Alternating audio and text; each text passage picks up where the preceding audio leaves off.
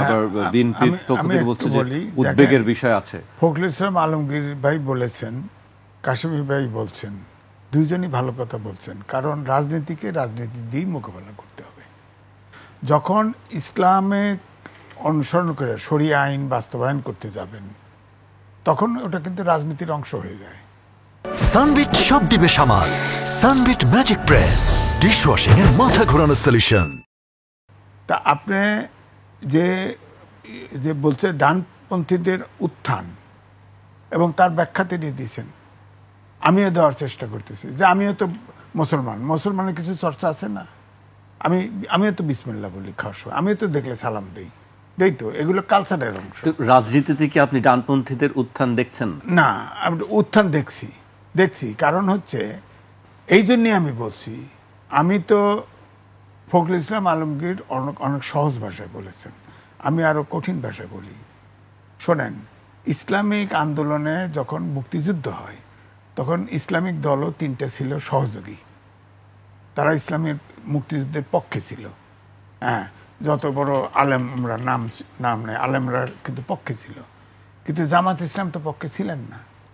তখন প্রাদেশিক সরকারের 4জন মন্ত্রী ছিল এবং তাদের প্রকৃত সিদ্ধান্ত নিয়ে ডিসিশন নিয়েছে যে এই পাকিস্তানি আর্মিকে সহযোগিতা করতে হবে।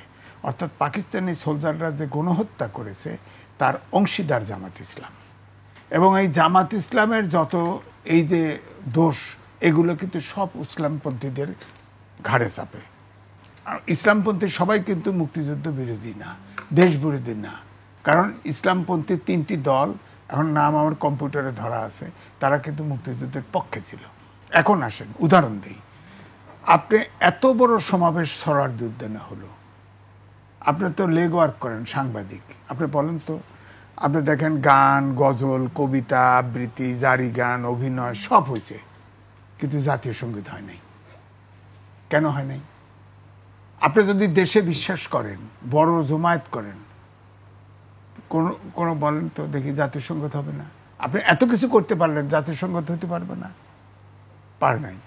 কারণ আমি অবজারভারের কেরিয়ার শুরু হয় বাংলাদেশ অবজারভার, তার মালিক ছিল হামিদুল হক চৌধুরী। তিনি অবিভক্ত পাকিস্তানের ফরেন মিনিস্টার ছিলেন। তিনি মৃত্যুর আগ পর্যন্ত বাংলাদেশকে বিশ্বাস করেন নাই, এটা তার স্ট্যান্ড। সেইভাবেই তিনি মারা গেছেন, কোনো সমস্যা নেই। কিন্তু তিনি ছিলেন আমাদের মালিক, কিন্তু তিনি তো কোনোদিন নিউজে ইন্টারফেয়ার করেন নাই। অবজারভার তো স্বাধীনতার পক্ষে ছিল সাংবাদিকদের কারণে, উনি তো ওটার পাইনিয়ার। আমি মনে করি তিনি সংবাদপত্রের পাইনিয়ার, কিন্তু রাজনৈতিকভাবে তার সমালোচনা করেন আলাদা জায়গা।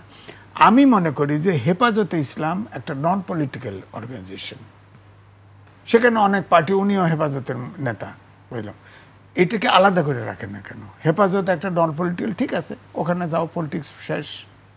পলিটিক্যাল পার্টি করলে পলিটিক্যাল পার্টির জায়গায় থাকুক। আর পলিটিক্যাল পার্টিতে আমি যে সৌদি আরবের উদাহরণ দিয়েছিলাম, সৌদি আরব যেহেতু আমাদের পুণ্যভূমি, দেখেন না, সৌদি আরবের নামাজ হইলে ঈদের, তারপরে আমাদের এখানে হয়। সমাজতন্ত্রীরা রাশিয়ায় বৃষ্টি হলে ছাতা ধরতো, বাংলাদেশে ছিল না একসময়, বলা হতো না? চীনে ছাতা ধরলে আর এক পক্ষ ছাতা ধরতো। এখন আমরা সৌদি আরবে কিছু করলে আমরাও তো করি এটা। বাংলাদেশে সৌদি আরবের কোনো মেয়ে আমাদের প্রবাসী পাঠায় শান্তিতে থাকতে পারেন না, আপনি পারেন না। মুসলিম দেশ তো, সবাই তো মুসলিম। ওখানে সৌদি আরবে গেছি না, ওমরা করতে গেছি না, কি হয় না ওখানে? কি হয় না?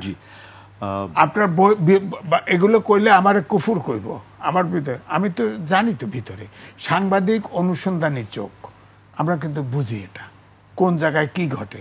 সুতরাং আমার কথা হলো, শরিয়া আইন, ওখানে তো আপনার আঙুল কাটা, হাত কাটা আছে, আইন আছে। তো আপনি এগুলো ক্লিয়ার করেন। রাজনীতি সরকারে যাইতে হলে এগুলো ক্লিয়ার করেন।